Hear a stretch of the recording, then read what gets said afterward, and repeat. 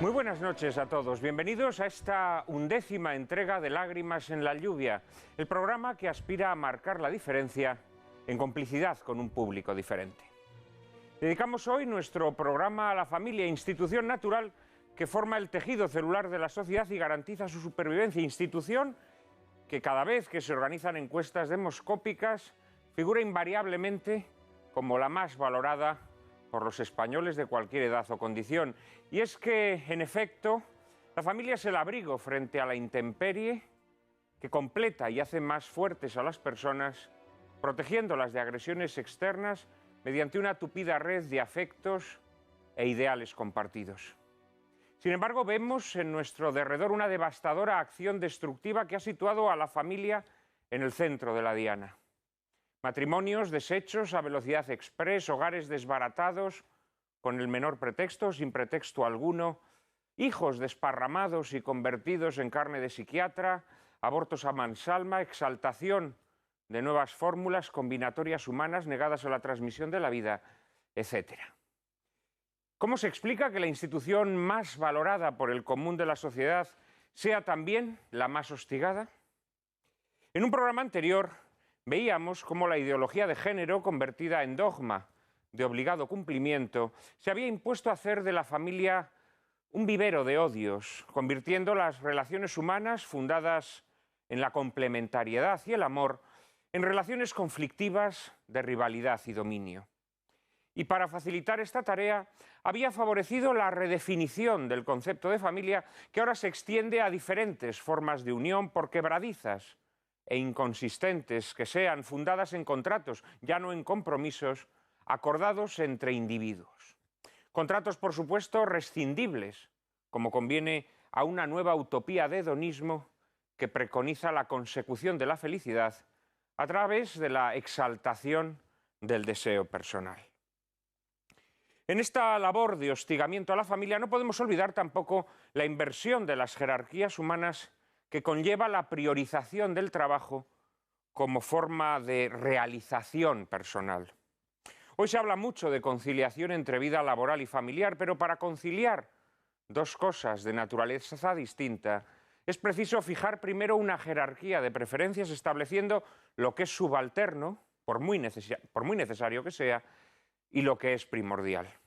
Una vida que prioriza el trabajo sobre la familia nada puede conciliar, porque cuando a lo que es subalterno, por muy necesario que sea, se le concede el rango de primordial, lo que es primordial acaba siendo subalterno. Y sobre esta subversión desnaturalizadora, nada bueno ni vivo se puede construir, como ocurre siempre que lo que es de naturaleza inferior se encumbra a una naturaleza superior. La protección de la familia debería constituir la enseña de cualquier gobierno que anhele el beneficio de la sociedad a la que sirve. Podría afirmarse, sin temor a incurrir en la hipérbole, que los gastos y cuidados que un gobierno destina a la preservación y defensa de la institución familiar son inversamente proporcionales a los que engruesan esa partida difusa de los asuntos sociales. Una protección esmerada de la familia reduciría todos esos quebrantos del sistema educativo que tanto preocupan siquiera de boquilla a nuestros políticos y que tan sañudamente sufren nuestros maestros y profesores. Si los chavales llegan a las aulas sin desbravar, es en buena medida porque han crecido en familias desvertebradas, adelgazadas hasta la inanición, convertidas en campos de agramante en los que ya resulta imposible transmitir las nociones básicas que rigen la vida en sociedad, los fundamentos mínimos que garantizan nuestro crecimiento como personas. Y la proliferación de desarreglos psíquicos entre la población actual no tendrá mucho que ver con la anulación de ese cobijo que la familia nos proporciona frente a las intemperies de la vida. ¿Por qué nadie se atreve a formular con claridad el vínculo que existe entre muchas de las recientes patologías sociales y la sistemática demolición de la familia? Los perseguidores de esta milenaria y grandiosa creación suelen tildarla de represiva, tiránica y castradora, confundiendo la familia con sus malformaciones, lo que es tanto como confundir el agua con los venenos que la contaminan. Y amparándose en esta subversión de las categorías, han logrado caracterizar a quienes defendemos la familia como cavernarios amantes de las cadenas. Y claro que amamos las cadenas. Amamos las cadenas vivientes que aseguran los lazos de afecto. Amamos las cadenas humanas que unen a unas generaciones con otras. Amamos las cadenas de almas que aseguran la transmisión de un acervo moral y cultural. Y amamos esas cadenas que es tanto como amar la vida, porque entendemos que su ruptura nos convierte en carne de ingeniería social, en átomos perdidos a quienes ya no guían los compromisos, sino la exaltación de intereses y deseos personales, a quienes la conciencia de desarraigo y desvalimiento termina convirtiendo en esclavos alienados en manos del Leviatán. Trataremos hoy de indagar las razones por las cuales una institución tan constitutiva de nuestra naturaleza está siendo golpeada por leyes regresivas que anhelan su destrucción. Analizaremos el papel de las administraciones públicas en este proceso y también el de los propios miembros de la familia, en especial los padres, que con frecuencia son los primeros responsables por pasividad o falta de arrojo en el proceso de descomposición de este tejido básico de la sociedad. Y contaremos, como siempre, con unos invitados de excepción que les presentaré después de la publicidad. Les prometo un coloquio formidable, pero antes, como siempre, María Cárcava les anticipa la película que lo ilustrará. Buenas noches, Juan Manuel. Buenas noches a todos ustedes. Se trata muy expresivamente de La familia. Fue estrenada en 1987 y dirigida por el maestro italiano Ettore Scola, responsable de films como Una mujer y tres hombres, Una jornada particular o El demonio de los celos. Del guión se encarga el propio Scola en colaboración con Ruggero Macari y Furio Scarpelli. Mención especial ha de tener la cuidadísima fotografía de esta cinta, de la que se encargó magistralmente el argentino Ricardo Aronovich. Y no es menor la labor de Armando Trovaioli, responsable de las adecuadísimas melodías que ven crecer y cambiar a los protagonistas de la historia durante 80 años. Dicen de Ettore Scola que es un pintor de la nostalgia, de la soledad y también de la decadencia. En cierto modo, estos serán rasgos que veremos reflejados a continuación en La familia. Una obra caleidoscópica y coral que tiene como protagonista a Il Matore, como se conocía al gran actor italiano Vittorio Gassman. Gassman, versátil y magnético, interpreta a Carlo, hilo conductor del film desde su nacimiento hasta que se convierte en patriarca familiar. A Gassman le acompañan en el reparto la actriz francesa Fanny Ardant, recordada por su participación en películas de Truffaut y otros maestros de la Nouvelle Vague, en el papel de la concertista Adriana, que es la hermana bohemia y soltera de Beatriz, la esposa de Carlo, interpretada en su madurez por Stefania Sandrelli. También cuentan con pequeños papeles actores de la entidad de Sergio Castellitto y Philippe Noiret. En La familia, Scola refleja las pequeñas frustraciones y alegrías de una familia burguesa italiana que ve cómo los cambios sociales externos van poco a poco alterando su mundo doméstico y las relaciones que entre sus distintos miembros se entablan. A medio camino entre la comedia melancólica y el drama no exento de amargura, La familia de Ettore Scola deja en el espectador un regusto, yo diría que agridulce, que es en definitiva el mismo regusto que tiene la propia vida. Que ustedes la disfruten. Ettore Scola no hace un retrato complaciente de la institución familiar. En ella, veremos, no faltan las traiciones, las debilidades más o menos secretas, pero la delicada mirada de su cámara trata todas las situaciones, aun las más escabrosas, con sensibilidad, discreción y respeto. Y en efecto, aunque la película abunda en situaciones cómicas, nos deja también un rastro de amargura, porque sentimos que con el paso del tiempo, algo más que los años han pasado por esa familia protagonista. Un momento para la publicidad y les presentaré a los 4 invitados de excepción que nos acompañarán esta noche.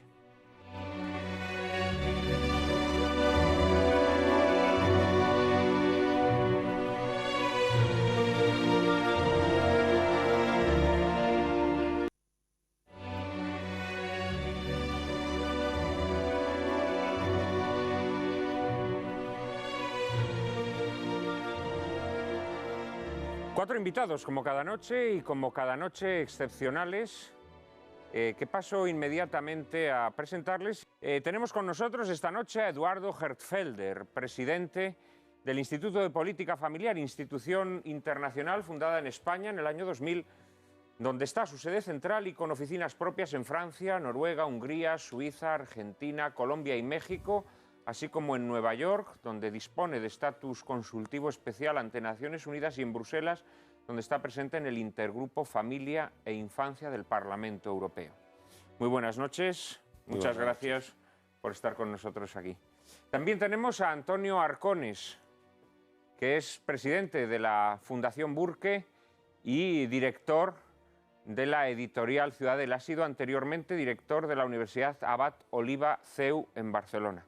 La editorial Ciudadela, que dirige Antonio Arcones, está haciendo una labor extraordinaria de recuperación de grandes escritores católicos del siglo XX y también del siglo XIX. Han reeditado importantes obras, por ejemplo, de Chesterton, de Hilaire Belloc, de Rafael Gambra. Tenemos también con nosotros hoy aquí a Pedro Juan Viladrich. Ha sido catedrático en las Universidades Complutense de Madrid, Oviedo y Navarra, y en la actualidad es vicepresidente del Grupo Intereconomía. Sus libros Agonía del matrimonio legal y El amor conyugal entre la vida y la muerte han sido traducidos a varios idiomas. Su monografía sobre el consentimiento matrimonial y las causas de nulidad se considera todo un clásico. Es citado por tribunales de todo el mundo y ha sido editado en 6 idiomas. Muchísimas gracias por estar también con nosotros hoy aquí. Es un placer para mí compartirlo con todos vosotros. Gracias. Y ya por último, para cerrar este cuarteto, tenemos a Mercedes Coloma, licenciada en Ciencias Biológicas por la Universidad Complutense de Madrid y técnico en Empresas y Actividades Turísticas.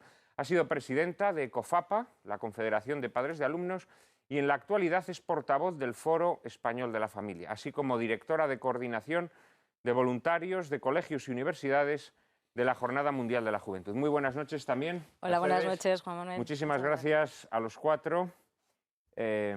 Vamos a presentarles ahora a nuestros espectadores esta película de Héctor Escola, que creo que es una película interesantísima, muy notable por sus virtudes cinematográficas, pero también muy notable por la reflexión que hace en torno a la institución familiar. Antonio, no sé si estás de acuerdo. Pues sí, la verdad es que yo tengo que reconocer que no conocía la película y me ha sorprendido muy gratamente, la verdad. Yo como 2 o 3 puntos para fijarnos o para recomendar sobre la película, para prestar atención, me gustaría resaltar, da para mucho, pero me gustaría resaltar el papel de la esposa, de la mujer de Carlo. Comentábamos antes fuera de plató que la película parece que tiene un tono a veces lenta, sobre todo tal vez lenta para lo que es hoy en día la cultura cinematográfica, ¿no? Pero yo creo que aparte de que estéticamente a mí me resulta muy llamativo, incluso es una lentitud buscada, ¿no? Es una lentitud para ayudar a transmitir, yo creo, una parte importante que tiene la película, y ese sentido de la continuidad, del tiempo, del acogimiento en un mismo espacio, en un mismo ámbito de relaciones.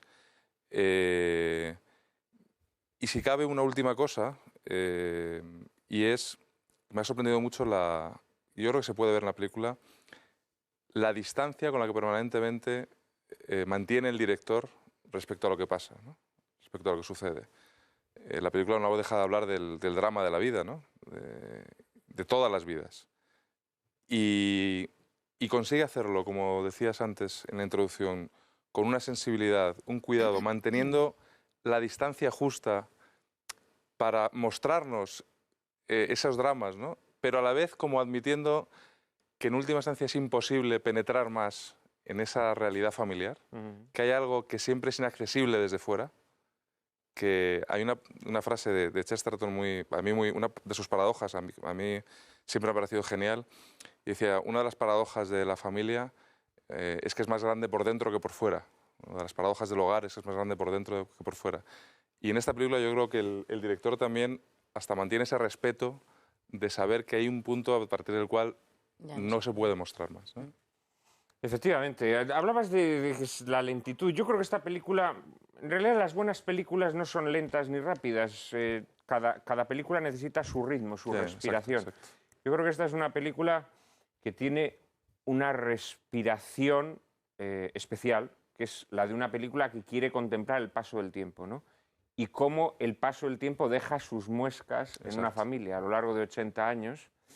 Y en ese sentido, naturalmente, no es una película trepidante al estilo hollywoodense, pero nuestros espectadores podrán descubrir inmediatamente que esa respiración es la necesaria para la historia que se nos pretende contar. ¿Cómo ves la película, Eduardo? Bueno, yo creo que vamos a ver una gran película. Yo creo que la gran diferencia entre las películas actuales es que a lo mejor pueden gustarte, pero después de verlas, ¿qué has sacado de esta película? Y en esta película yo creo que sacamos muchas cosas muy interesantes, que empieza con una foto de familia y termina con una foto de familia. A pesar de todos los avatares, a pesar del tiempo, la esencia de la familia permanece. Juan Pedro, ¿te ha gustado la película? Tú que eres gran cinéfilo. A mí me ha encantado la película, me encanta el cine, pero esta película especialmente. Yo diría 3 cosas para abrir boca, si me permitís. Abramos boca. La primera es que creo que nuestros telespectadores, que tienen edades muy diferentes, se sentirán conmovidos por cosas muy diferentes de esta película. La película es una película capicúa. Empieza con una fotografía y termina con otra fotografía. En la primera, los que son los nietos, chiquitines, la primera, uno recién bautizado. En la última fotografía con la que termina este capicúa es el abuelo, el veterano, el que tiene una genealogía de descendientes. Es, por lo tanto, un fluir de 8 generaciones. Es una película sobre lo que somos en nuestra identidad íntima, hasta el punto de que los acontecimientos que van ocurriendo ocurren afuera. En definitiva, lo que aquí se plantea en este fluir del tiempo es qué parte de nosotros, a la pregunta ¿quién soy? A lo largo de toda mi vida, ¿qué parte de mí es más real? Indudablemente lo importante es naturalmente la carne y la sangre, es decir, aquellas cosas que nos vinculan verdaderamente con la vida. Sin embargo, en esta película se aprecia cómo a medida que pasa el tiempo, la irrupción de lo accesorio en nuestras vidas es mayor. Vamos a cerrar contigo. ¿Qué te ha parecido la película y qué le destacarías a nuestros espectadores antes de verla? Bueno, yo por supuesto que la vean y que no se la pierdan, ¿no? Y a mí me gusta destacar el papel de la mujer en esta familia. O sea, realmente es muy importante la mujer de Carlo y es muy importante también vemos esas tías solteras y también es verdad que es una gran familia. O sea, es bueno, y no olvides a la cuñada, ¿eh? también no la trates de escamotear este personaje, sí, que es quizá el más conflictivo, pero de gran importancia. La cuñada es verdad que también tiene sus cosas. Pero es verdad que la familia es la familia es realmente donde se te quiere por lo que eres, no por lo que tienes. Y bueno, yo creo que ahí se ve claramente, ¿no?, la esencia de lo que es familia. Lo importante es que nuestros espectadores la vean y que no se la pierdan, claro. Pues a esa invitación me sumo. No se pierdan La familia de Ettore Scola. Disfruten de este gran exponente del cine europeo y nos vemos a la vuelta de la película.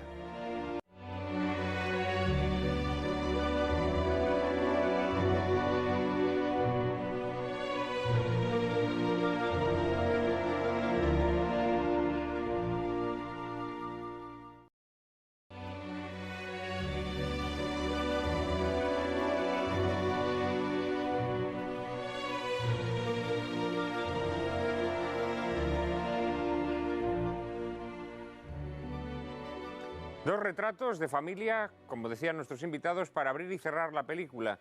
Pero si el retrato del principio mostraba una unión estrecha entre los miembros de la familia, en el retrato del final vemos como muchos de esos miembros ya ni siquiera se conocen. Y una impresión similar nos dejan esos paseos de la cámara por el pasillo de la casa, que al principio eran testigos del bullicio y el ajetreo, y luego ya solo reflejan el vacío de las separaciones y la distancia. En Lágrimas en la lluvia no queremos que se abra el vacío entre quienes hacemos este programa y ustedes que lo sostienen con su apoyo. Por eso mantenemos abierta una dirección de correo electrónico que María Cárcava atiende con solicitud y esmero. Nos han llegado muchos correos esta semana, Cárcava. Y desde nada más y nada menos, Juan Manuel, que Messina, Italia, Mauro Viscuso nos ve cada viernes desde Internet y nos propone temas como revolución y contrarrevolución o el derecho natural víctima de nuestro tiempo. Desde Sevilla, José Carlos Laguna nos dice: no bajéis la guardia porque la gran mole zafia, adocenante, destructiva y alienante, intentará por todos los medios, que son muchos, haceros callar.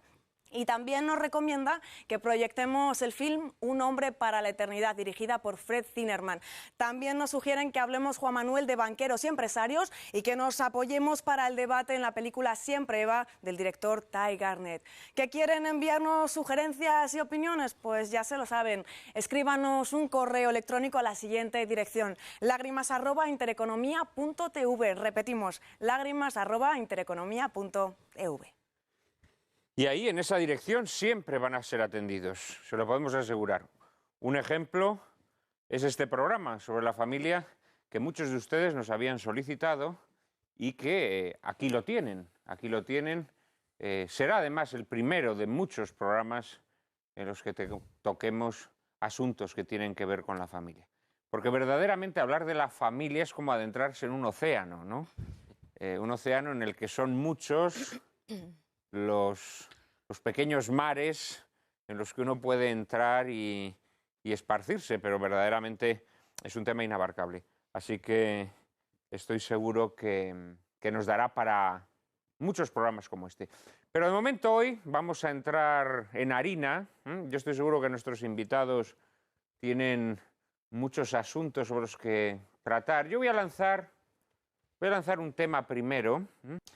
Y aquí habría que preguntar que qué fue antes, si el huevo o la gallina. Es decir, ¿vosotros pensáis que las leyes, toda esta panoplia legal que se está desplegando, que está de alguna manera pues reformateando el concepto de familia o intentando reformatear el concepto de familia o intentando transformarlo en otra cosa distinta? ¿Creéis que todo este aparato legal es el responsable de esta crisis en la que parece que vive la familia? ¿O por el contrario pensáis que es un producto de la sociedad de nuestro tiempo? Este tema me parece interesante. Y vas a empezar tú, Mercedes. Mira, Juan Manuel, yo creo que estamos en un momento en el que hay que explicar lo obvio y lo evidente y explicar qué es familia. ¿Por qué? Porque nos están llegando por muchos sitios, estamos viéndolo en televisión, estamos viéndolo en la prensa, lo estamos viendo continuamente. Se ha desvirtuado el término de la familia, no se sabe ya qué es familia, ¿no? Yo siempre explico que todos sabemos lo que es una silla es un asiento con un respaldo, cuatro patas. Si yo digo que es silla el taburete del baño, si digo que es silla el tresillo, si digo que es silla el sillón orejero, al final el término, silla no se sabe lo que es. Y en este caso es un poco lo mismo, ¿no? Expliquemos lo que es familia, el carácter antropológico de la familia. ¿Qué pasa? ¿Que hay nuevos modelos ahora de familia? No. Esto es más antiguo que machín. O sea, las agrupaciones de las personas según sus relaciones afectivo-sexuales han existido toda la vida. O sea, no estamos descubriendo nada. En el tema afectivo-sexual estamos como en las cavernas. O sea, la familia no es una cosa que ha inventado el Partido Popular, ni que ha inventado la Iglesia, ni que ha inventado... No. Simplemente el derecho y las leyes deben de proteger la unión del hombre y la mujer. ¿Por qué? Porque genera de la forma más natural lo que es el capital social, el hombre, o sea, los niños. Y eso interesa muchísimo a la sociedad. ¿Por qué el derecho y las leyes no tienen que proteger otro tipo de uniones? Simplemente porque a la sociedad no le interesa, cada uno que tenga relaciones con quien quiera. Pero lo que interesa a la sociedad es ese capital humano que se genera de forma natural de la unión del hombre y la mujer. Entonces, hoy en día, ¿qué pasa? Que se banaliza todo, se trivializa todo, no se le da importancia realmente a lo que es. Entonces, ¿qué debemos hacer? Dar ejemplo de lo que es realmente una familia y explicar lo que es la familia. Pero yo creo que el carácter antropológico es donde hoy en día falla más. Yo que me quisiera incorporar a esto que acaba de decir sobre la definición de familia. Quisiera que los televidentes se preguntasen conmigo lo siguiente. ¿Por qué somos hijos, padres, madres, abuelos y nietos, hermanos, marido y mujer? ¿Lo somos por ser europeos en vez de chinos o bolivianos? ¿Por ser ricos en vez de pobres o por ser pobres en vez de ricos? ¿Lo somos por ser de izquierdas o de derechas? ¿Lo somos por cristianos, por judíos, por agnósticos, por ateos? No, lo somos por ser humanos. Y luego además... perdona, sí. Es que en esta condición, la condición de ser humano, hay el enorme poder de comunicar la carne y la sangre propia en la conyugalidad y en la consanguinidad. De manera que generamos un primer vínculo de copertenencia de coidentidad, que no tiene nada que ver con el poder político, ni con los poderes culturales, ni los poderes ideológicos, y que constituye una primera comunidad donde somos de la misma carne y sangre. Claro, eso es muy fuerte. Es una soberanía propia, la primera que hay. Y por eso molesta tanto a los poderes ideológicos con vocación totalitaria, porque no están dispuestos a compartir un poder natural. Bueno, la familia evidentemente es un ámbito de protección precisamente frente a todo tipo de injerencia, ¿no? Yo enlazando con esto, no, la verdad, yo no pretendía entrar en esta discusión porque creo que lo que es familia todos lo sabemos, ¿no? Y de hecho quienes proponen otras modalidades de familia, en realidad lo que tratan es, bueno, pues tratan como de obtener cobertura, ¿no? Cobertura a falsificaciones o remedos o no sé cómo llamarlo, bajo ese apelativo de familia, ¿no? De tal manera que a la familia la motejan, a la familia verdadera, digámoslo así, la motejan con el nombre de familia tradicional, que es una redundancia, ¿no? Es como si decimos la gallina ovípara. Oiga usted, todas las gallinas son ovíparas. Precisamente el elemento constitutivo de la familia es la tradición. El elemento constitutivo de la familia es que hay una entrega de afectos, hay una entrega de conocimientos, hay una entrega de una visión de la vida y hay una entrega de vida.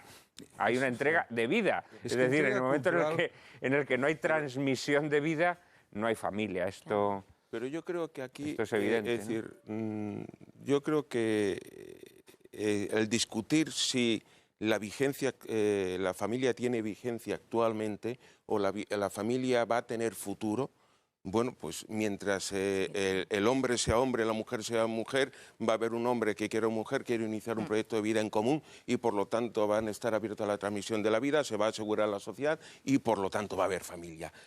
Yo creo que el problema fundamental es que sí hay un proyecto para destruir la familia. Sí hay ¿Crees gente, que sí lo hay? Absolutamente. Sí. Que estamos asistiendo a un proyecto total en España en los últimos años de destrucción. ¿Crees que esto es un fenómeno estrictamente español o crees que es un fenómeno occidental? Es un fenómeno internacional. Lo que pasa es que España, el señor Zapatero, está liderando ese proyecto porque España tiene un poder fundamental de puente entre Europa e Hispanoamérica. Las mismas leyes que se están haciendo en España se están reproduciendo en Argentina, en Chile, en Colombia, en México, etcétera. ¿Por qué? Porque España es la madre patria del mundo hispanoamericano y por lo tanto tiene un valor, tiene un espejo que se reproduce. Y entonces estamos viviendo, ¿este proyecto es solamente de estos 6 años? No. Lo que pasa es que en estos 6 años se ha acelerado. Se han dado cuenta de que ya estaba el caldo cultivo, que culturalmente se había impregnado una serie de cuestiones, leyes que habían ido en los últimos años y por lo tanto era necesario ya dar ese último paso. Pero estamos inmersos en pleno proyecto de destrucción de la familia de gente que quiere hacer una sociedad distinta a la que conocemos. Antonio. Eduardo, sí, yo no soy sospechoso y suscribo básicamente todo lo que dices en cuanto a ese aceleramiento, a ese proceso legal. En el fondo, al final, de conseguir un hombre, o sea, una persona más aislada, ¿no? Un individuo más débil y al final más sometido, yo creo, a mentalidades dominantes y sobre todo al papel preponderante del Estado, ¿no? Bajo una apariencia de libertad absoluta consigues un individuo desvinculado, y esto es lo que... Y aquí me vuelvo a la película radicalmente, ¿no? Es que... La película, en el fondo, es un canto a la vinculación. Al final, es verdad que y las cuestiones legales, insisto, las suscribo y veo la importancia y son muy virulentas, además, en estos momentos, ¿no? Pero hay un tema que es el signo de los tiempos también, de una cultura que nos ha tocado vivir, que no es de 4 años, ni de 6, ni de 10, ni de 20, que es un creciente individualismo a la hora de concebir tu vida. Al final, la gran pregunta siempre es la misma, ¿no? Y es ¿qué haces con tu vida? Y la película le plantea a algunos de los protagonistas muchas veces esta cuestión, ¿no?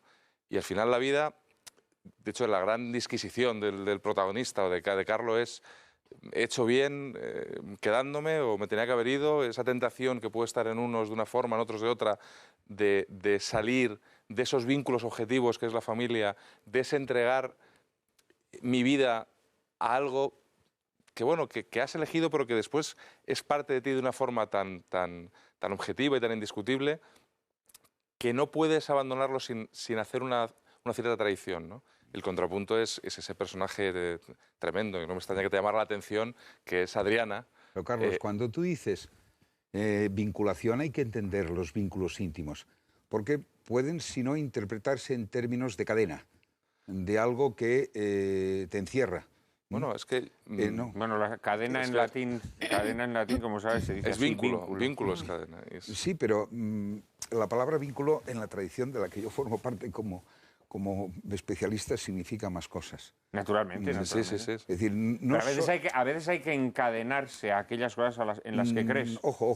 Porque ojo. te dan Vamos a ver, fortaleza. es que lo que hay siempre que en la vida tomas decisiones de entrega, cuando tienes un hijo y lo asumes y lo aceptas, lo que significa ponerte al servicio de su vida de manera incondicional. No porque sea rico o pobre, o vaya a ser simpático o te saque buenas notas, sino porque es tu hijo. Y lo mismo con un esposo o con un marido y con un hermano, etcétera, etcétera. Los lazos de incondicionalidad y solidaridad biográfica que se generan en la familia son abnegaciones. Es decir, son posiciones en donde tú usas tu libertad sabiendo que al elegir esto porque favorece la unión, que es el gran bien de la familia, en vez de la desunión y la descomposición, tú segregas de tus posibilidades de vivir cosas que abandonas libremente y que al ser segregaciones son como pequeñas o grandes amputaciones de tu vida. Uno no puede estar en el goce de todo sin comprometerse en nada. Al elegir, seleccionas. Y al seleccionar dejas fuera. Claro. Cuando él o ella, según lo interpretes, se dejan una para ir a París y en el segundo momento, cuando él le dice ayúdame, ella muy sutilmente hace ver que rompe, cuando en realidad la mejor ayuda que puede hacer en aquel momento es no estar a 1 metro porque van a acabar fatal y van a descomponer la familia de una manera terrible y se va. Son abnegaciones. Y claro, en la cultura de hoy, abnegarse, es decir, decirse que no a todo lo que yo podría picardear en favor del bien de las personas que amo, esto es un valor de alta excelencia. Pero que el mensaje de fondo es que es en favor del bien de las personas que amo y en favor de mi propio bien. Bueno, redundantemente. Es que esto no es así, es un sacrificio que no tiene sentido. Bueno, lo que pasa es que quizá nuestra época ha sustituido el concepto de bien por el concepto de deseo, claro, o de interés, ¿no? El tema está en que uno es más libre cuando hace eso, cuando hace esa renuncia y cuando entrega su vida de alguna forma, es que hay un crecimiento personal y hay una... Es el segundo capítulo de la fecundidad de la entrega. Claro. Es decir, tú no te pierdes. No te pierdes, te ganas. Sorprendentemente te enriqueces al ser dadivoso de ti. Exacto. Y generoso en la entrega, y no cicatero y de medida escasa. Eso es así, cuanto más das, más justamente recibes. El problema está en que nos han transmitido que generosidad, que entrega, que compartir, que donación, son cargas y que lo que interesa es la satisfacción personal, el egoísmo, la sexualidad para ti. Y que lo único que te va a suponer son insatisfacciones, que la verdadera libertad está en gozar de ti mismo. En la desvinculación. Exactamente. Y eso es el desarraigo. Y eso es importante. ¿Por qué? Porque a partir de ese momento la familia representa la carcasa que oprime el desarrollo personal y por lo tanto hay que liberarse de la institución familiar.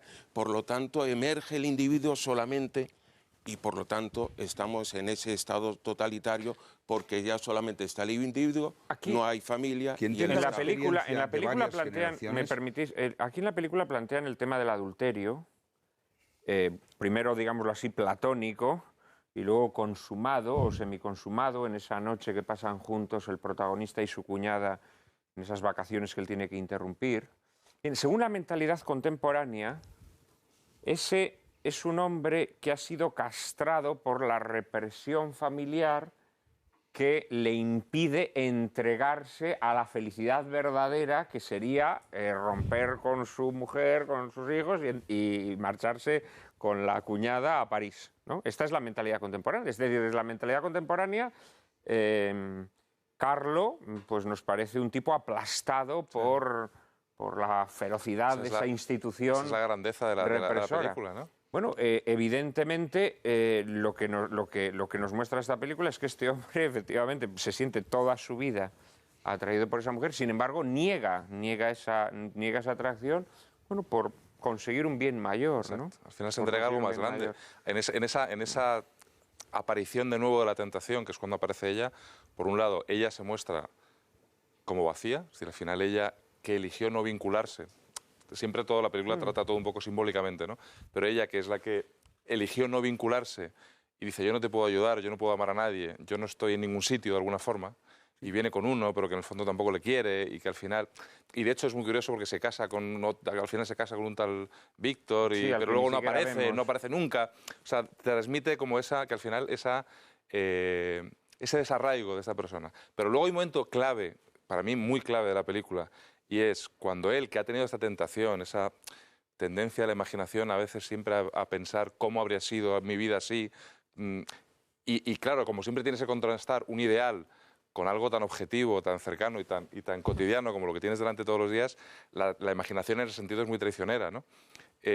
Sin embargo, incluso él que ha tenido esa tentación permanentemente, hay un momento clave en la película que es cuando su hija está justificando por qué va a separarse de su marido.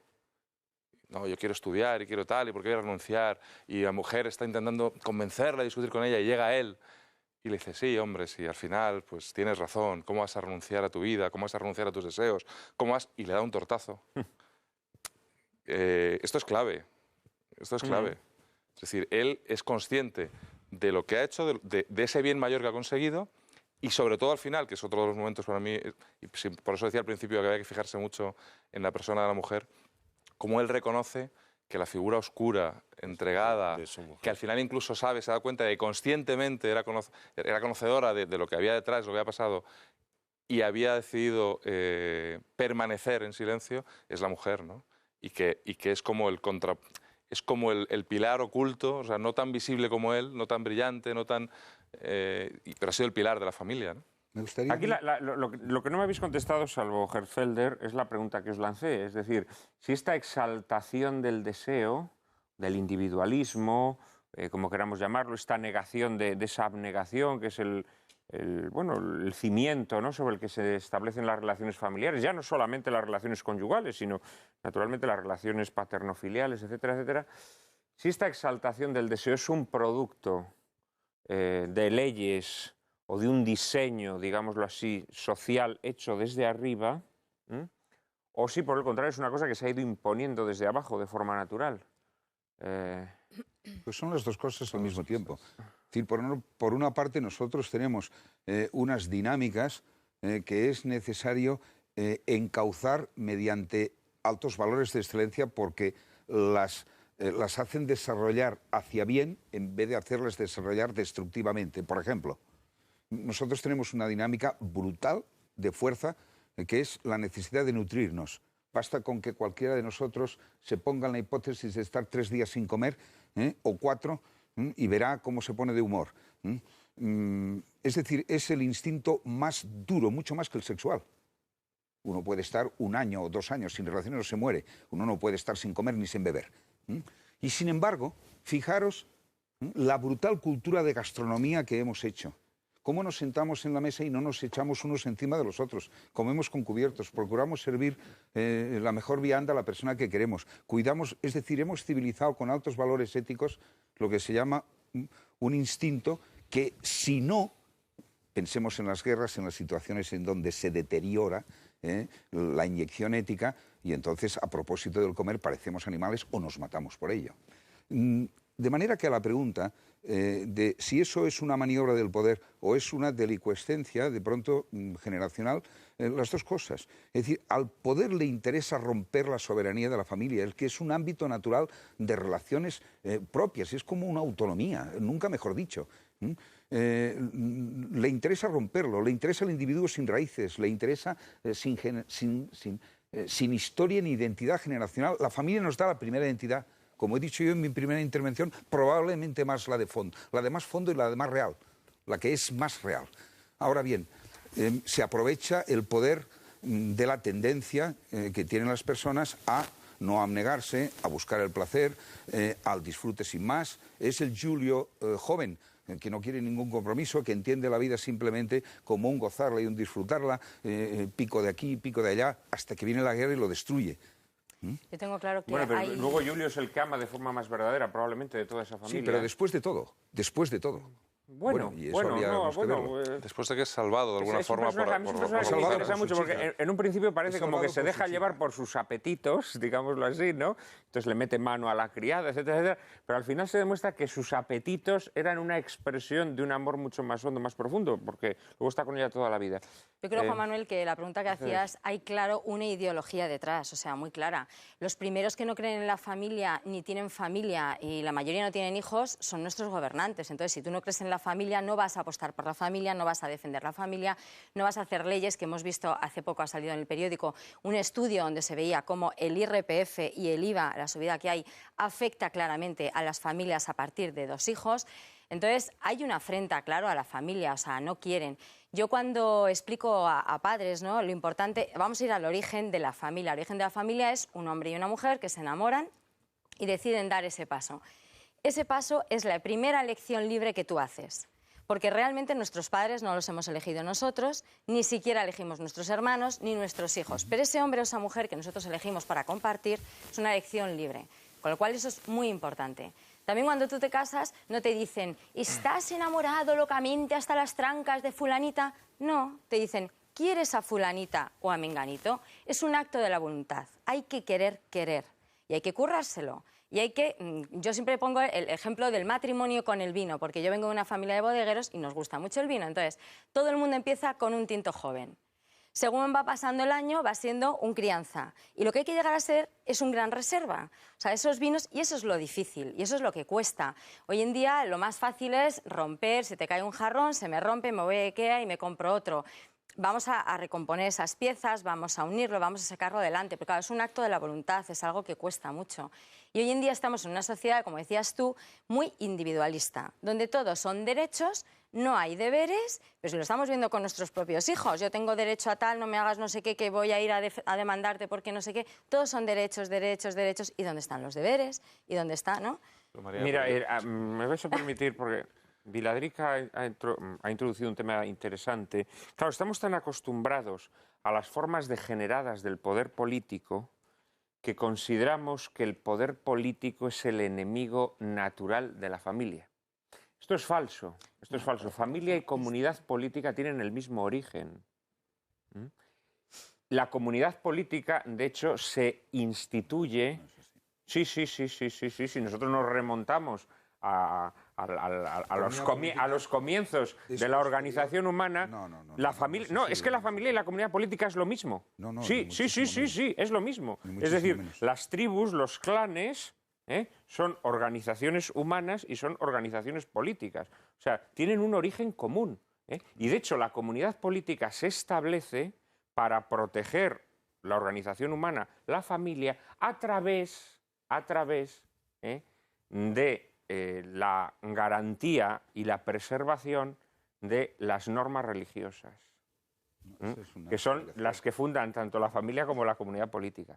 El problema es cuando la comunidad política o el poder se revuelve contra esos frenos que establece la religión, no solo se revuelve, sino que potencia la revuelta popular frente a esos frenos, y entonces es, sí, cuando el poder político se convierte en el enemigo de la familia. ¿Por qué?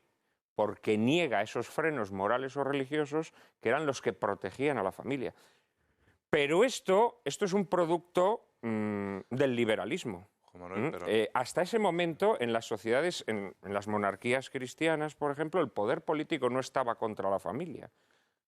Pero esto es interesante que lo notemos. ¿No? Es que en un momento me ha parecido que igualas comunidad política con poder político con Estado, por así decirlo. La comunidad política es la sociedad que no es el poder político. La comunidad política es... No, porque luego adquiere otras formas, sí, claro. Sí. No, pero en origen. La comunidad, pero que no es solo el poder político, la comunidad es todo. Es todo y es la vida comunitaria. Es la vida comunitaria. Pero eso tiene una organización política. Pero en ese sentido, el sustrato cultural y lo que sustenta esa comunidad, esa civilización, esa forma de entender la vida, es lo que es lo esencial. Y es verdad que las leyes aceleran la destrucción, por así decirlo, pero que las leyes también son parte de una forma de entender el mundo moderna. Es decir, de una civilización que ya es distinta de lo que era. Bueno, leyes siempre ha habido, ¿eh? Leyes siempre ha habido. Lo que pasa es que las leyes mencionaban lo intocable. La ley era... Sí, por eso digo, y las que se hacen hoy además incluso van directamente contra instituciones naturales, como es el caso de lo que estamos hablando. Pero me refiero a que esos vínculos comunitarios y esa forma de entender la vida es un resultado de una civilización, y cuando eso se destroza, cuando eso cambia, ninguna institución puede quedar al margen. Tú has dicho dos cosas y yo, por pelearnos un poco. Dices, no, por la familia, y una de las cosas importantes es que el matrimonio es un acto de libertad.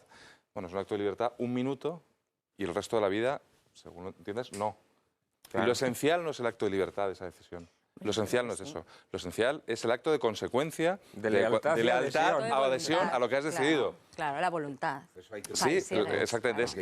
Es cómo entiendes la objetividad de la vida. Es decir, la familia y la película, yo creo que esto lo trata muy bien, es un sitio de objetividades y es un sitio de acogimiento. Todos son acogidos. Y son acogidos... Una cuestión que hay que aclarar cuanto antes, que es el famoso asunto del pasillo y el famoso asunto de la familia en singular. Vamos a ver, el pasillo es un elemento cinematográfico genial, como continuidad vertebral de las 8 generaciones. Pero ojo, la familia naturalmente se rompe con el matrimonio nuevo de cada generación, que genera a su vez su propia familia. Mi esposa es más íntima que mi hermano y que mi padre. En toda nuestra tradición, el cónyuge, que es uno que no es de mi carne y sangre, no es mi familia, se incorpora por un acto de libertad y de compromiso voluntario a una relación de intimidad preferente. Y de ahí arranca una relación de intimidad amorosa, que luego veremos cómo la conservamos, la crecemos y la restauramos de sus defectos y de sus heridas, y de ahí arranca el principio de procreación y, por lo tanto, un principio de consanguinidad de nuevo. De manera que, cuando vemos al final, con el paso y el desgaste de las generaciones, la foto última, ojo, porque mientras se abre la puerta y van entrando conocidos y algún desconocido, porque es que ya no dominamos las generaciones, no significa eso necesariamente, aunque tiene razón Juan Manuel decir que en la película lo que se nos está poniendo en relieve también es la delicuescencia de las costumbres, cómo se van bien. Pero lo que ahí ocurre de una manera natural es que cada matrimonio plantea un problema de unidad dentro de su propio matrimonio, no en relación a la consanguinidad. De manera que la línea consanguínea, en donde ya el abuelo se nos ha hecho muy mayor y tiene un montón de matrimonios debajo, lo que tenemos que buscar es la calidad de unión de esos matrimonios, que son las nuevas familias, no la unión de 6 generaciones y si se llevan más o menos bien. Juan Pedro, generalmente la calidad de la relación de esos matrimonios es directamente proporcional a la calidad de relación entre las generaciones. No necesariamente, y gracias a Dios. Sí, desgraciadamente la experiencia nos demuestra que sí. O sea, ahora cuando la relación entre generaciones es menor, también la calidad de los matrimonios es menor, creo yo. Pero quizá de esto podamos seguir hablando después de la publicidad. En un momento con abuelos volvemos. desastrosos que han fundado magníficos matrimonios.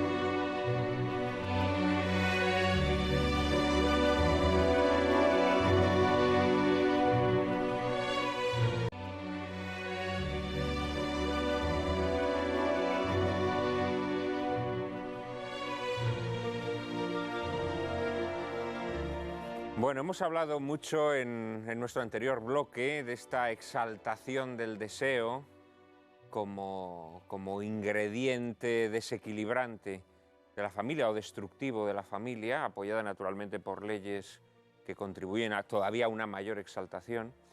Y naturalmente tenemos que hablar de rupturas matrimoniales, que es una de las grandes plagas o pandemias de nuestro tiempo. María Cárcava nos introduce, como siempre, en el asunto. Las uniones matrimoniales han dejado de fundarse en la entrega recíproca de los cónyuges para hacerlo en eso que llaman realización personal, que no es otra cosa sino la satisfacción del propio deseo y sus impulsos. La realización del deseo es el presunto bien al que tienen que supeditarse todos los demás. Un bien que se sobrepone sobre todo compromiso personal o formal, sobre toda tradición y norma. A este absolutismo del deseo personal se suma una radicalización de la tolerancia que impone una ruptura entre sexualidad y matrimonio, sexualidad y procreación e incluso entre sexualidad y amor. Inevitablemente, las rupturas matrimoniales aumentan de forma espectacular. Al entenderse la relación personal como satisfacción de los propios deseos como único criterio, se rechaza en consecuencia todo vínculo fuerte, toda obligación y esfuerzo de trascender a uno mismo asumiendo responsabilidades. Y esta incapacidad creciente para asumir responsabilidades es estimulada mediante leyes que facilitan el divorcio y jaleada por los medios de comunicación de masas que actúan como agentes que refuerzan y divulgan modelos nuevos de familia. Hace apenas unas semanas, nuestro invitado Eduardo Helfelder hacía público un informe del Instituto de Política Familiar que confirmaba el incremento de las rupturas familiares a pesar del descenso en el número de matrimonios y de la crisis económica. 67.300 fueron las rupturas conyugales que se registraron en España durante el primer semestre de 2010, un 4,7% más que en el mismo semestre de 2009, y eso sin que las administraciones públicas hagan nada para evitarlo o al menos amortiguarlo. Sin exageración alguna, podríamos decir que se han cumplido aquellas palabras premonitorias y feroces que Aldous Huxley escribió en el prólogo de su novela Un mundo feliz. Dentro de pocos años, las licencias de matrimonio se expedirán como las licencias para perros, con validez para un periodo de 12 meses y sin ninguna ley que impida cambiar de perro o tener más de un animal a la vez. A medida que la libertad política disminuya, la libertad sexual tiende en compensación a aumentar, y el dictador hará bien en favorecer esta libertad. En colaboración con la libertad de soñar despiertos bajo la influencia de narcóticos, cine y radio, la libertad sexual ayudará a reconciliar a sus súbditos con la servidumbre que es su destino. Y en esa servidumbre estamos, ¿eh? Una servidumbre en donde, en efecto, esa exaltación del deseo está produciendo un número ingente e imparable de divorcios. ¿Cómo interpretas, Eduardo, esta constante subida, a pesar de que las circunstancias son poco favorables, digámoslo así, para las rupturas matrimoniales, ¿no? Con esta crisis galopante? ¿Cómo interpretas que el número de divorcios siga creciendo? Bueno, yo creo que son distintas variables los que están haciendo que las rupturas se estén incrementando espectacularmente en España, y que haga que sea, junto a Bélgica, el país de la Unión Europea, de los 27 países de la Unión Europea, que tiene la mayor tasa de ruptura en la Unión Europea, de forma que de cada 10 matrimonios que se rompen, se hacen en España, 7 se rompen. Es decir, estamos hablando de un 70% de los matrimonios que se hacen, se rompen. Son varias las circunstancias. En primer lugar, se ha transmitido a los medios de comunicación que, pues como se decía antes, que es importante el egoísmo personal, que la entrega, la generosidad, el compartir no es suficiente, que la institución familiar es una carcasa que impide el desarrollo individual de las personas, que lo más importante en esta vida es tu desarrollo individual, y que lo otro son que los niños es una gran carga pesada, que el cónyuge lo máximo que te puede hacer es una violencia de género, doméstica, de pareja, como quieras llamarle, y que por lo tanto tienes que liberarte de todo eso. Y además las administraciones lo que están haciendo los gobiernos son leyes que, en vez de amortiguar esa crisis, que en vez de reducir el número de rupturas familiares, lo que están haciendo es leyes que aumentan esa ruptura familiar. La ley de divorcio exprés en España es la ley más permisiva que hay en la Unión Europea. En el mundo occidental hemos implantado en España el repudio. Es decir, es una ley en la cual se puede divorciarse una persona de una forma unilateral. Es una ley que se puede divorciar sin ningún tipo de causa y de una forma inmediata. De forma que yo esta noche llego a mi casa y mi mujer me puede decir: Eduardo, me divorcio de ti. Y le preguntaría: ¿y por qué? Porque me da la gana. Y mañana estaríamos divorciándonos. ¿Por qué? Preguntaría al juez: porque me da la gana.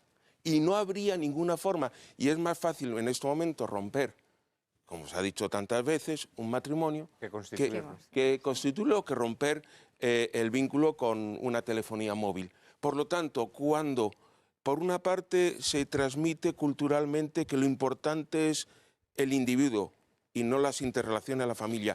Como por otra parte se nos impregnan leyes que lo que hacen es potenciar, que por otra parte la familia es la institución en España que menos está ayudada, incluso está abandonada e ignorada. Somos el país de la Unión Europea que menos ha ayudado a la familia. En España, por ejemplo, no se han creado los mecanismos como los solo centros de orientación familiar, que a pesar de que llevan 30 años en la Unión Europea instando a que se creen, a que no se han creado todavía, que son esos mecanismos multidisciplinares que ayudan a intentar superar la crisis, las conflictividades cuando se produce. Es decir, cuando no tenemos lo que es mecanismo, cuando la familia es la institución menos ayudada, cuando hacemos leyes que van en contra de la familia y cuando culturalmente impregnamos una cultura individualista y no de familia, pues todo eso hace que se aumente el número de... Bueno, la familia en España, efectivamente, siempre nos hemos quejado de que no está suficientemente protegida o estimulada desde el poder público. La dura realidad es que hoy en día la familia está penalizada. Efectivamente. Las leyes en los últimos años están penalizando a la familia. Es decir, tú si tienes hijos te va a tocar pagar más impuestos, vas a estar más perseguido, vas a estar más observado por el gran hermano, ¿no? Y te vas a convertir ya poco a poco, además, si pasas a tener ya 3 o 4 hijos, te empiezas a convertir en un peligroso elemento subversivo o desestabilizador. Hace unos días, lo comentábamos antes Mercedes y yo, el diario ABC publicaba un reportaje estremecedor, ¿no? En donde veías cómo la evolución de las leyes lo que hacen es penalizar el hecho de tener hijos, por ejemplo, ¿no? Dos cosas. Antonio y luego Mercedes. Yo, por llevarte la contraria también, lo decías... un matiz solo. Decías, la legislación actual favorece o es muy permisiva y permite con excesiva facilidad que se rompa el vínculo. Es que me gusta siempre insistir en el tema de que la institución, como familiar, es una objetividad. Es decir, es que la institución es el vínculo. Y en la medida en que ese divorcio está aprobado en esos términos, es que el vínculo no existe. Es decir, todos estamos divorciados.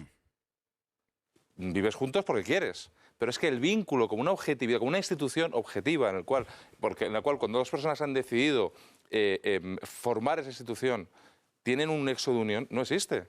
Es decir, yo siempre con un familiar muy cercano le quiero mucho y siempre, ¿pero por qué te quejas tanto de estas cosas? Porque si no te divorcias, si no quieres, no te divorcias. No, es que es una objetividad y el vínculo con la actual legislación no existe. Yo me pregunto por qué no se puede permitir, por ejemplo, dentro de la pluralidad que tanto queremos defender, que quien quiere pudiera tener un tipo de matrimonio indisoluble.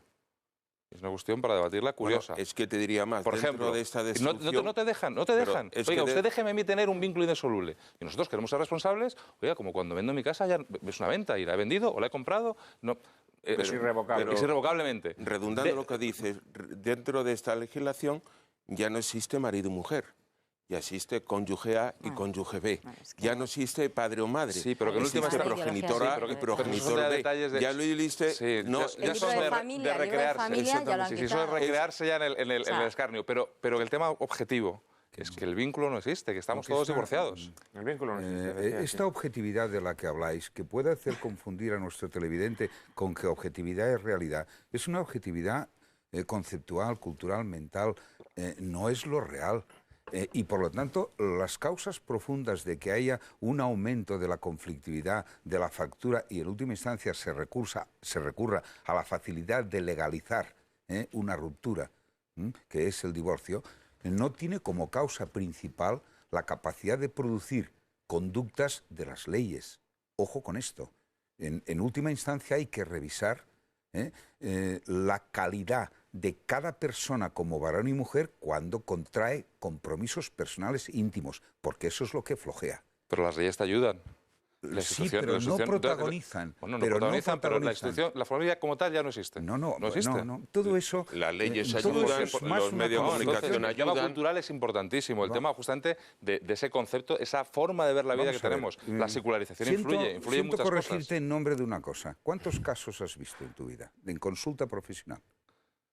¿De qué? De matrimonio y familia. familias, la sociedad, la que conozco, quiero que me legitima para dar una opinión, si eso quieres decir. No, todo eso, la familia, todo eso son entes abstractos. No ha venido ningún familiar concreto, una mujer o un marido, a decir, me está pasando esto en concreto, resuélvamelo ¿Pero usted. quieres decir que si no me dedico profesionalmente eso no puedo opinar? No, me refiero a que, como ocurre en medicina, cuando se habla de una enfermedad y de que el poder político de las leyes favorecen un estado determinado de enfermedades, dice, bueno, pueden favorecer, pero en última instancia las responsabilidades concretas acerca de la higiene, el tratamiento de curación de un paciente la tiene el paciente y su entorno inmediato.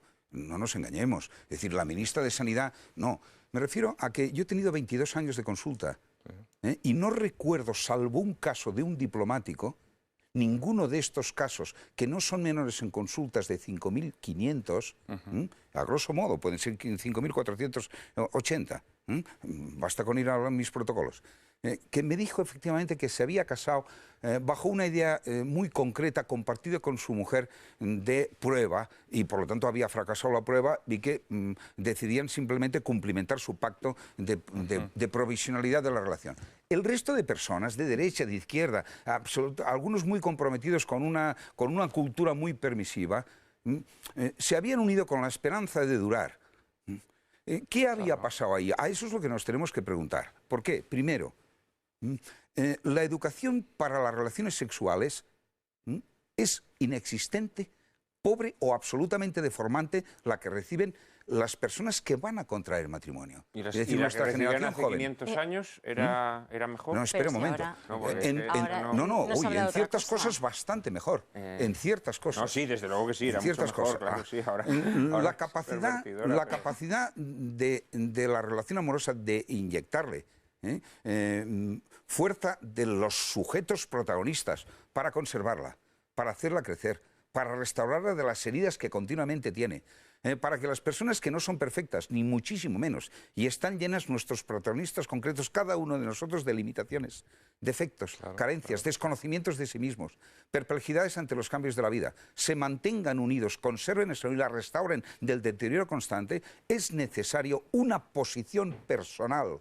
desde la libertad muy fuerte y muy convencida de ello. Cuando falla todo eso, se debilita absolutamente la unión ante los combates de la Todo el mundo vida. tiene esa pretensión. Pero es evidente. No se divorcia pero solo la vamos a ley ver. por... No se divorcia la gente solo por la ley, ¿eh? Mercedes tenía la No palabra se y se la divorcia habéis solo quitado la ya gente para- por la ley. Mira, vamos a ver, yo creo que la familia como institución es lo que la mayoría de la gente quiere, lo que la mayoría de la gente apuesta y es un éxito seguro. ¿Qué pasa? ¿Qué fracasa la persona en hacer familia? Es como si, por ejemplo, tú dices la Coca-Cola, la patente de la Coca-Cola funciona, va fenomenal. Yo monto una franquicia de Coca-Colas y me va fatal. ¿Ha fallado la Coca-Cola? No, he fallado yo haciendo la personas Coca-Cola. concretas, claro, yo estoy de acuerdo contigo es así. absolutamente. En el caso de los datos, vamos a ver, hay cerca de casi 9 millones de matrimonios respecto a 10.000 parejas de hecho y menos de 10.000 de uniones homosexuales, que encima no se han casado ni la cuarta parte. Entonces, está claro que es una apuesta fuerte, que la gente es lo que quiere. Y luego también el tema de la caducidad. Se casan hoy en día como si fuera un yogur. Hija, hasta que dure. Vamos a ver, el enamoramiento, gracias a Dios, dura una parte de la vida, pero no estás todo el día, que viene, no viene, me ha llamado, no me ha llamado, qué estrés, que... No, el amor va siendo maduro, pues como os decía, como el vino, empieza siendo un tinto joven, pasa a ser un crianza y luego llega a ser un gran reserva. Entonces, en el caso del amor, igual. Por eso a la gente, cuando se le acaba el enamoramiento, se acabó el amor. Es que el amor no se acaba. El amor, como he dicho, es un acto de la voluntad que hay que currárselo todos los días, trabajárselo. Porque yo, por ejemplo, el amor por mis hijos, aunque a las 4 de la mañana me llore el pequeño y me tenga que levantar, no me sale un amor de madre, ¡ay, que no, este hijo es que me lo comía! Es que lo tiraría por la ventana a las 4 de la mañana. En cambio, el amor por mis hijos me sale, el amor por mis padres me sale, el amor por mis hermanos. Pero el amor por mi marido, que como tú decías, no es ni familia, ahora que hablamos de familia, yo me lo tengo que trabajar. O sea, yo es el amor que me tengo que currar, el de mi marido. Y claro, la gente se casa con esa mentalidad de la caducidad, de que se acaba el enamoramiento y se acaba el amor, Pero, Mercedes, todo y el así mundo nos al va. final- Sí, pero vamos a ver. Comparto lo esencial de lo que has dicho. Todo el mundo al final tiene una pretensión de que eso dure, tiene una pretensión de felicidad en ese paso. Pero no real. No te creas que todo el necesariamente mundo, por ¿no? los medios ni las transformaciones No, personales sí, que hay que claro. hacer para que dure. Pero que, Claro. Sí, por supuesto, pero que ahí La hay... gente no se lo- Ni las Juan Pedro, transformaciones pero que hay personales esa que hay que hacer para que pretensión, dure. pero no podemos desconectarla del ambiente cultural, social pero no y darle legal al en el que ambiente vivimos. el protagonista Es importante. y la ¿Cuál es? responsabilidad. Sí, no, pero vamos, sí, aquí lo que ocurre es que el ambiente es malo son individuos, y la gente es inocente. No es así, ¿eh? Porque si no, no se No es así. entiende Pero no son- a ninguno de los dos. No, el ambiente Antonio, no es el termina protagonista. Antonio, Un ejemplo. y el termina sujeto Antonio, es Juan Pedro, inocente, ¿eh? termina Antonio Mira, y luego hablas tú. no sé quién decía que el prejuicio es la sabiduría de la especie.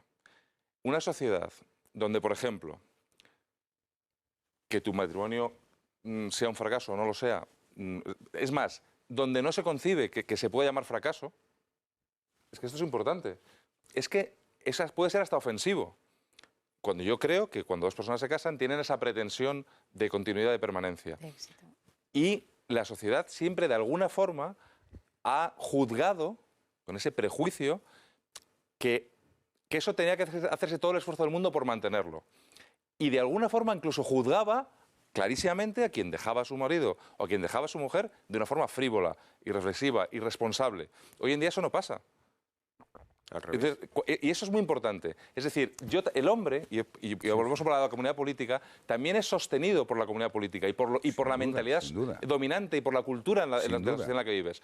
Cuando tú esos sostenes, no los tienes, eres debilitado. Eres debilitado. Y por eso cuando la ley te ayuda, por así decirlo, en tu debilidad, lo que soy es menos ayudado por mi comunidad política, por mi legislación, por mi sociedad. Pero es que contribuyen yo creo a exaltar mi debilidad. En esto no estoy de acuerdo con Viladrich. O sea, Viladrich ha hablado de la formación personal. Precisamente yo el drama por el que creo que está ocurriendo lo que está ocurriendo es porque hay un exceso de formación personal. Vamos a ver. Es porque hay un exceso de Ojo con las formación palabras, personal. José Manuel. No, es que nuestros abuelos o bisabuelos o tatarabuelos... Yo no he dicho lo que me pones en la boca. Sí, has dicho que yo lo que he la dicho es que formación personal... El protagonista es la persona y para que su unión con la otra persona dure es necesario posiciones de virtud, de abnegación, de gran sacrificio, de gran perseverancia y de gran enriquecimiento. Esas posiciones eran heredadas de forma natural. Personas singulares pero que atribuyen la culpa del fracaso al entorno cultural. No, pero vamos a ver, cuando los medios de comunicación te dicen que ante una conflictividad y una crisis la mejor opción es la ruptura y por lo tanto rehaz tu vida y no te des una segunda oportunidad. Cuando tu familia extensa te dice ya es hora, cuando en los colegios te dicen esto, cuando las leyes encima te lo ponen en bandeja, ¿qué es lo que hacen las personas? Y encima no te dan los mecanismos de ayuda. Cuando tienes esa conflictividad, esa crisis, lo que haces es romper. Por lo tanto, las circunstancias exteriores están influyendo directamente u obstaculizan. pero además es una cuestión. Si no influyesen directamente, las leyes harían que, por ejemplo, en el caso de la ruptura familiar, no estarían subiendo vertiginosamente, se estarían estabilizando porque no estarían afectando. Sí, de hecho, cuando las leyes están haciendo que esté subiendo, es que están influyendo. Somos más, lo demostramos cada día. Tenemos que dejarlo un minuto para la publicidad. Enseguida volvemos. Somos más que uno.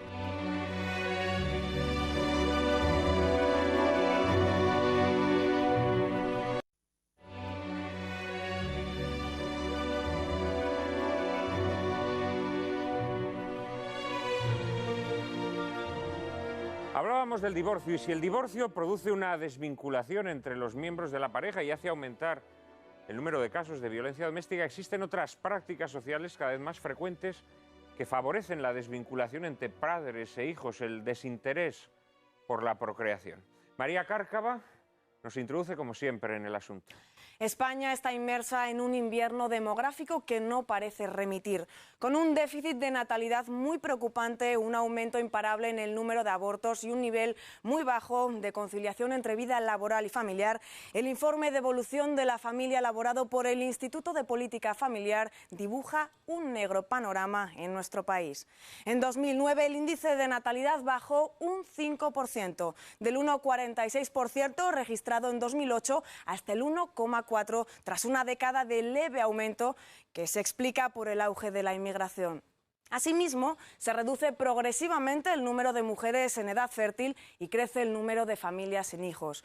Hasta hace poco, las parejas sin descendencia eran miradas con una suerte de lástima. Presumíamos que si no habían procreado, se debía a que alguna deficiencia orgánica se lo impedía. Ahora empieza a suceder lo contrario. A las parejas con hijos se las empieza a mirar con una mezcla de aprensión y desconfianza, como si fueran ladrones que ponen en peligro nuestro bienestar. Las parejas sin hijos, los llamados Dinkies, designación derivada del acrónimo DINK, Double Income No Kids, no tienen empacho alguno en justificar su elección en los motivos más egoístas. Desean prolongar su juventud, desean alcanzar la estabilidad laboral, desean disfrutar de sus ratos de asueto, de sus vacaciones y sobre todo de su dinero con una intensidad que no les permitiría la fundación de una familia. Algo muy grave está ocurriendo cuando un país que dispone de medios para combatir la enfermedad y prolongar la vida, que parece haberse sacudido la amenaza de las grandes guerras, plagas y catástrofes naturales que en otras épocas diezmaron su población, presenta una tasa de nacimientos que ha caído por debajo del nivel de sustitución. Los pueblos que dimiten de la procreación, nos recordaba Solzhenitsyn, son pueblos que han perdido la fe en el futuro. Y esa es la dura realidad hoy. Hemos perdido la fe en el futuro y empezamos a ver el hecho de tener hijos, primero como una carga onerosa que impide desarrollar nuestra personalidad, que impide esa plena realización personal de la que hablábamos antes, pero además empezamos a ver a quienes tienen hijos, y no digamos ya si tienen familias numerosas, como parásitos que contribuyen a que nuestro bienestar sea menor. Claro, esta es una enfermedad social terrible, ¿no, Mercedes? Sí, yo cuando hablo de la familia me gusta hablar de la familia como empresa. Es la mejor empresa, es tu negocio que tienes entre manos y tú lo tienes que sacar adelante. Cuando efectivamente te casas, tienes 2 hijos, bueno, pues digamos, con esos 2 hijos estás pagando tu pensión del día de mañana. Cuando tienes 4, estás ya pagando las pensiones del resto de la gente. Con lo cual, cuando la gente ve por la calle una familia con 4 hijos, es que deberían de estar súper agradecidos, porque gracias a ellos, algunos, no sé quién, podrán tener su pensión, ¿no? Los que no tienen hijos. Claro, o sea... Eso es lo que te demuestra que habría que cambiar el sistema de pensiones. Bueno, es que hay que cambiar tantas cosas que, claro, realmente... Es claramente gravoso para... Hoy en día, o sea, hay una maternofobia total. O sea, es que ver a una mujer embarazada o te quedarte embarazada es como si estuvieras enferma. O sea, la maternidad no es una enfermedad. Y hay personas que sí, ¿no?, que llevan unos embarazos complicados. La mayoría de las mujeres llevan unos embarazos muy sencillos, pueden trabajar hasta el último momento y no pasa nada. Y luego también una cosa muy importante es que el mal es extensivo. Es decir, cuando una persona ha fracasado en su negocio, que es su familia, lo que quiere es que el resto de la gente, mujer, no pasa nada, sepárate, porque total, hoy he tenido este problema, en vez de decir, no, hombre, pues lucha, vete a este mediador familiar o vete a este curso de orientación a ver si te ayuda, no, bueno, déjalo, porque en el fondo queremos que ese mal que yo tengo, que he fracasado, el resto de la gente también lo tenga, ¿no? Luego el mal en ese caso es extensivo. Y luego, bueno, pues nada, pues lo que os decía, ¿no? O sea, que es muy importante fomentar la natalidad desde las leyes, por supuesto, que hoy en día están penalizados. O sea, ya tengo amigas que tienen 5 hijos para arriba y les penalizan en el agua, en el consumo de la luz, en un montón de cosas. Y esos van a ser personas que van a trabajar para pagar esas pocas pensiones que hay al día de mañana. Con lo cual tendríamos que potenciar eso. ¿Antonio? No, es que me alegra mucho que saques el ejemplo de las pensiones porque yo creo que hay 2 causas graves, ¿no?, del tema demográfico. Uno, que para mí vuelve a ser el entorno, no en el sentido del entorno de lo que vemos por la calle, sino de la cosmovisión imperante en la sociedad y del momento civilizatorio en el que estamos, ¿no? Es decir, descivilizatorio, ¿no? Y de hecho, al final, la consecuencia final es que esto va a desaparecer porque esa es una civilización que se diluye, ¿no? Y la demografía es una consecuencia muy clara, ¿no? Que es con todo lo que hemos estado antes, ¿no? Pues falta de optimismo en el futuro, una secularización que es una muy importante, individualismo, todo lo que estamos diciendo, ¿no? Pero hay otra cuestión para mí, yo creo que no suficientemente pensada, y es cómo el estado del bienestar es claramente contrario a las estructuras naturales. Es decir, altera la ecología natural, y vuelvo a que la familia es una institución natural, y tanto que nos preocupamos de los polluelos del buitre no sé dónde, en el condado de tal, cuando de forma externa alteras el sistema de premios, castigos, recompensas que de forma natural tiene la vida social, o sea, tiene este sentido la familia, estás alterando esa ecología. Cuando hay un sistema de pensiones de reparto donde yo al tener hijos tengo todas las cargas, porque los hijos son una carga, tengo todas las cargas de los hijos, pero no como antes, que los hijos van a ser un sostén para mi vejez y una ayuda, sino que al revés, van a ser contribuyentes a un sistema injusto, que es como el sistema de pensiones de reparto, que no es más que una estafa piramidal en sentido a lo bestia. Esto también contribuye a que tener hijos tenga menos sentido. Yo hablaría en primer lugar dos términos. Primero, hay una realidad, que hay un índice de natalidad muy bajo en España, que estamos viviendo un invierno demográfico sin precedentes en España, y hablaría de las consecuencias de eso, y después hablaría del origen. ¿Qué consecuencias va a traer? Y en consonancia con lo que estabas diciendo, vamos hacia la quiebra del estado de bienestar. ¿Por qué? Porque en estos momentos ya hay 1 millón de personas más, de personas mayores, que de personas jóvenes. ¿Qué va a implicar eso? Que en estos momentos cada vez se necesita más dinero para las pensiones, cada vez se necesita más dinero para la sanidad, porque las personas mayores necesitan más dinero para la sanidad. Pero como no hay hijos, que son los que pagan la seguridad social en el futuro, no va a haber dinero para pagar esas pensiones, para pagar esa sanidad. Por lo tanto, la quiebra del estado de bienestar en el futuro, pero inmediato, es pero bueno, es con evidente. la muerte digna se acaba ese problema. Ojalá sea esa Por eso, La por eso, Ojalá sea esa Con el aborto se agrava. se agrava. ¿Qué es ante esta solución, pero fíjate Eduardo, lo que ¿somos está conscientes haciendo? de que eso sería deseable, acabar con eso o no? No, pero fíjate lo que están diciendo ante esto. En vez de ir al origen de que faltan niños, del problema de la natalidad, y darse cuenta de que las políticas que han estado haciendo hasta ahora, antifamiliares y antinatalistas, han dado estos resultados, lo que nos están diciendo no es vamos a apoyar la natalidad, sino trabajen ustedes hasta los 67 años, trabajen ustedes mañana hasta los 70, y mañana papá Estado nos dirá vamos a dejarle trabajar a ustedes hasta que se mueran, porque si ustedes trabajan hasta que se mueren, yo me evito su pensión. Entonces, ¿cuál es el problema? El problema está en que no estamos abordando en el origen, y en el origen de la cuestión es que no se está apoyando a la familia, no se está apoyando a la maternidad, no se está apoyando a la natalidad. Se considera que, como se ha dicho en esta mesa, el tener un hijo es una carga, que impide la liberación de la persona, porque lo más importante es el trabajo y el desarrollo personal, y por lo tanto lo otro son cargas pesadas que me están impidiendo ese desarrollo, y por lo tanto voy a hacer políticas que me liberen de esas cargas. El problema está en que esas políticas antinatalistas y esas políticas antifamiliares lo que están provocando es el derrumbe del estado de bienestar. Y además, ahora...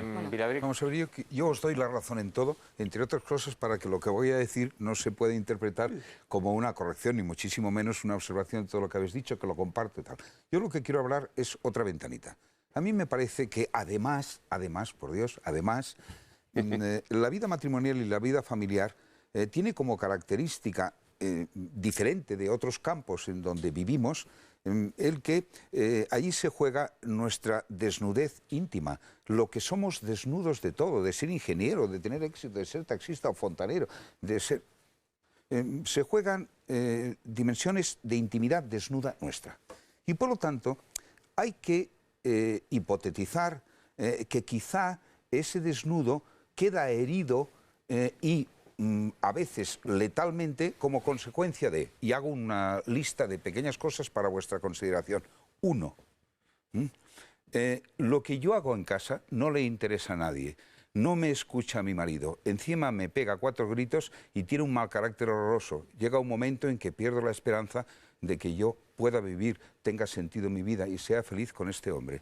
Es decir, esos problemas de incomunicación por desconocimiento del otro, por no dejarle hablar, por no escucharle, porque su vida no forma parte de la mía, por abroncarla, por mal carácter.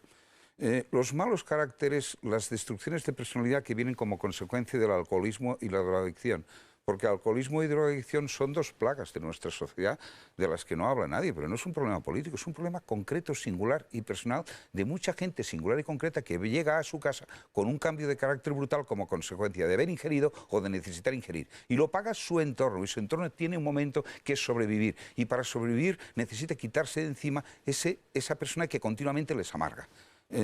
Sigo. La interferencia de generaciones anteriores en la vida de sus hijos. La madre política, el padre, el cuñado, etcétera, etcétera. A veces en situaciones de apertura, de convivencia, en donde la falta de respeto o de cuidado, las prepotencias, los mandos, los chantajes sentimentales hacen a una o a ambas partes muy difícil o sin sentido el proseguir juntos.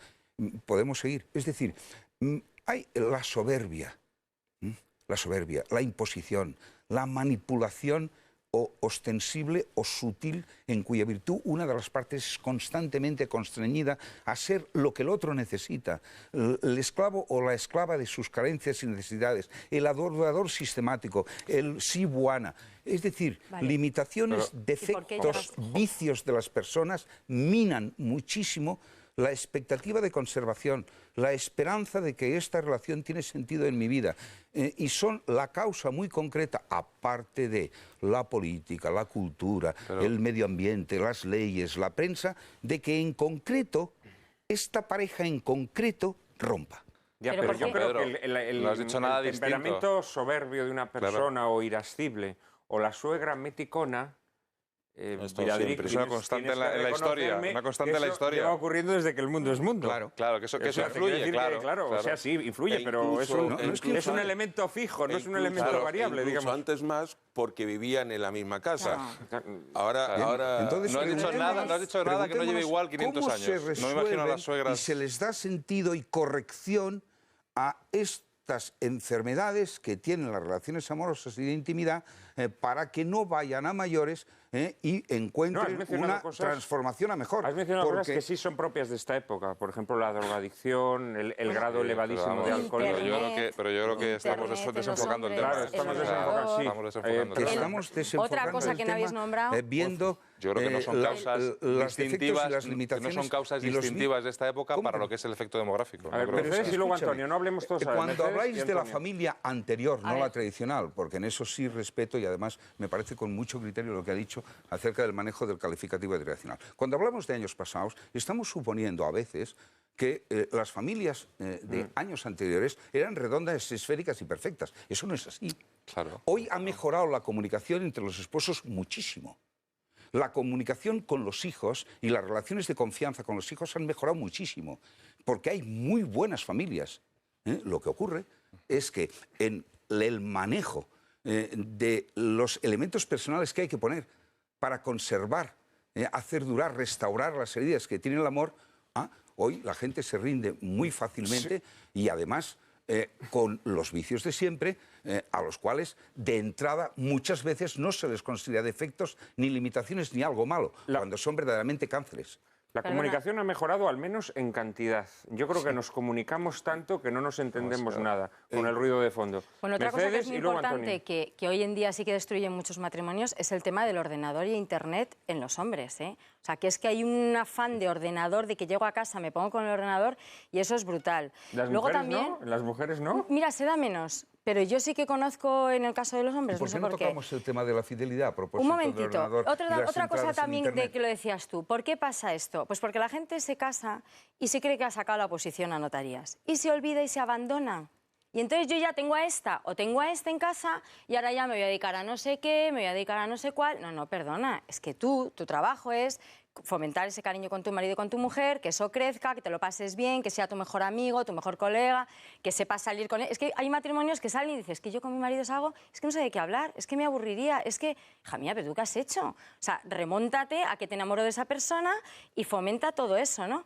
Y luego, hoy en día que tenemos una época de crisis, ¿no? Que la crisis está claro que es una crisis de valores, porque todo el mundo, Bueno, pues, ¿qué es la familia? La familia es el mayor ministerio de asuntos sociales. La familia es la que acoge a ese hijo que se ha separado, a esa hija que se ha quedado sin trabajo, a esa familia que no tiene para salir adelante. Entonces, claro, la familia está, la pobrecilla, que la están oprimiendo por todos los lados, no solo no hacen políticas que ayuden a la familia, sino que van en contra de ella, ¿no? Por eso es muy importante el tema de la política. Es verdad que la política al final es lo que rige todo y lo que dirige todo, y es importante que se hagan políticas a favor de la familia. También tenemos que ser los que creemos en la familia, que demos muestra de lo que es una familia, de una forma alegre, divertida. O sea, es que la familia es lo más guay del Paraguay, no una familia ñoña, rancia del año Supongo que estás hablando de familias con buenas personas en sus miembros, porque yo entiendo claro, que el peor enemigo de la familia es una mala familia. Es Claro, que cuando tú dices el paro, las enfermedades, las solidaridades, la asistencia, la Es que es verdad, incondicionalidad, la familia coge todo eso. claro, requiere no la familia conceptual, sino una familia concreta con buenas personas dentro, Hombre, claro, yo doy por hecho... no conceptos. Yo creo que las familias están hechas de personas, con lo cual, pues claro, tienen cosas buenas y cosas malas. Exactamente. Tampoco Hombre, debemos claro. idealizarla No, absurdamente claro, pensando, claro. no, la familia es guay, porque Sí, no, no, la familia la casa de luego la no es pradera tan no guay. O sea, es, la familia efectivamente. luego Familia tiene es que vida manejarse con problemas Claro, muy duros, pero efectivamente. realmente ser familia consiste en sobrellevar esos problemas, echártelos al hombro y que llegue un momento en el que además no te pesen. O que puedas llegar a creer Está que no a te la altura de pesen. las circunstancias. Antonio. No, yo por volver un poco, porque en el momento me he despistado, pensaba que estábamos hablando que el tema era ¿por qué ahora la demografía es menor? ¿Por qué la gente no quiere natalidad es tener menor que hace 100 años o 200, o bueno, en España de hecho Sí, o- las o curvas... que hace 30. No, es que en España coincide, o sea, es una tendencia, pero es que en España hay una curva que es como un pico, casi un punto de inflexión tremendo de los años 70, 73, 74, y hemos llegado a ser el país del mundo con menos índice de natalidad. Eduardo, el tema del estado del bienestar, ojalá estallara. Siempre que habláis de políticas familiares y de que tendría que haber más políticas familiares, la mejor política familiar es que el Estado no sangrara a la sociedad, y es decir, a todas las familias, con los impuestos tan brutales que tiene, para redistribuir eso de una forma que nunca va a ser la forma natural. Nunca. Vale, entonces replanteemos Claro, cómo está constituida la Pero que sociedad. reventara no estaría mal. Que reventara no estaría mal. nada Porque, y sobre todo, si no conectamos esa capacidad de quitar recursos a la sociedad y luego redistribuirlos como ellos quieren, Por con que supuesto. eduquen a nuestros hijos como quieren, con que cuiden de nosotros, de Por nuestra sanidad como supuesto. ellos quieren, todas esas cuestiones que luego tienen una índole moral muy grave, o sea, ojalá pero además- la primera consecuencia pero fuera no, que el Estado vamos a está ver, reventara. Primero, a la familia, yo no tengo más hijos porque a mí el Estado me dé 20 euros o 50 Nadie euros. tiene Entonces, más ¿por Nadie qué la lo- gente no tiene nadie. hijos? Vamos a ver. Yo creo que la gente no tiene hijos, en primer lugar, porque quiere prolongar artificialmente, bobaliconamente, infantiloidemente su juventud. Esto es patético. Es su En juventud. segundo lugar, porque el trabajo, el éxito laboral, se considera un bien absoluto, Efectivamente, al, al cual deben supeditarse todos los Exactamente. otros bienes, incluido, por supuesto, los bienes que depara la vida en familia. Creo que esto es evidente. Y segundo, porque se quiere tener un nivel de vida que los Queremos hijos todo. rebajan. Porque Queremos tú todo. quieres tener un coche estupendo, Queremos porque tener quieres todo. tener ya para cuando te cases y cuando los primeros años de tu matrimonio el chalet estupendo, en la sierra estupenda, y por lo tanto el tener un Materialismo. niño te impide tener esas cosas que tú Al Y final- quieres. por último, porque se ha Materialismo. perdido el sentido de la santidad de la vida. Claro, es decir, porque eso hemos perdido, Bien. hemos perdido Bueno, la es que la vida conciencia de humana nuestra no- misión no en la vale Tierra nada. y porque aquello que era lo más constitutivo y necesario de nuestra vida, porque era lo que nos religaba, lo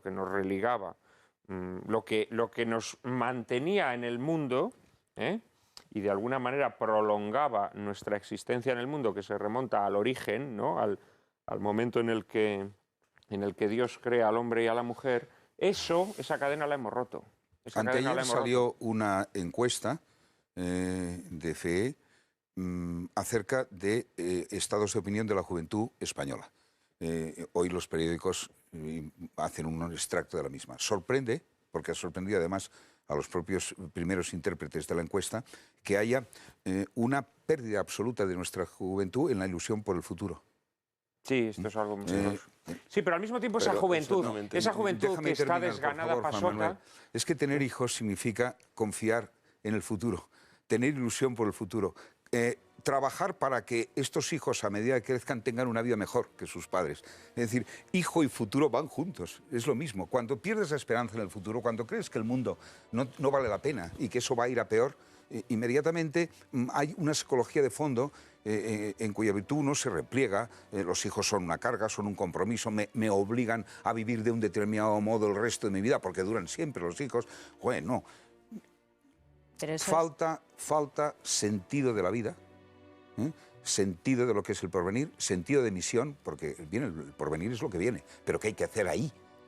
Eso se ha perdido, y en ese vacío, la juventud, que es en principio la generación que tiene que tener hijos, no está llamada personalmente a ello. Por eso no sorprenderá, tú lo sabes perfectamente, que en Alemania, por ejemplo, hay las mayores ayudas, o de las mayores que hay, para natalidad, y sin embargo se le está decayendo el índice de natalidad en Europa. Europa está envejecidísima. Y dices, bueno, si damos dinero, ni siquiera dando dinero, aumenta la natalidad, es que quizá la gente no tiene hijos por dinero, sino que eso es algo favorable, por supuesto, solo faltaría. Pero en última instancia no es el motivo principal por el que dos dicen queremos tener hijos, quiero tener un hijo tuyo, yo quiero fundar una familia. Ya veremos cómo salimos, pero me hace ilusión. La razón de fondo, que no la hemos citado porque somos muy timoratos y porque tenemos siempre que hablar con los términos de la corrección política, es que cuando dejas de creer en el autor de la vida, dejas de dar vida. Esa es la dura realidad. Y el invierno demográfico de las sociedades occidentales tiene que ver con la secularización muchísimo. Con la muerte de Dios en nuestra vida. Esa es la dura realidad. En fin, lamento mucho tener que dejarlo aquí, porque creo que el tema daba para mucho más, pero también creo que Lágrimas en la lluvia dará para mucho más y que tendremos ocasión de seguir hablando sobre la familia. Muchas gracias de corazón a todos, a los cuatro, por vuestra presencia, por vuestras aportaciones, y en unos segundos le anticipamos el asunto de nuestro próximo programa.